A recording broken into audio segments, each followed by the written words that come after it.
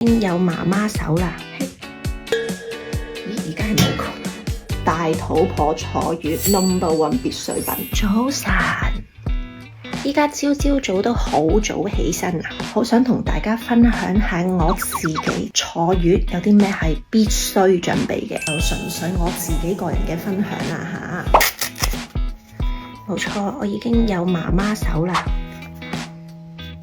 因為我隻手一向都冇乜力嘅，一開頭新手嘅關係啦，唔識得抱啦，唔識得餵啦，咁就已經喺裏面咧有好多痛症啊，紮住佢，等自己個力好啲，hold BB 好啲。嚟到廁所啦，有啲咩必須咧？洗面盤側邊有個大嘅熱水壺，係裝熱開水啊，攞嚟刷牙嘅。另外有一個細壺仔裝薑水，咁我係攞嚟洗手嘅。重點就喺呢度啦。咁佢係一個熱水煲嚟嘅，而家係冇窮。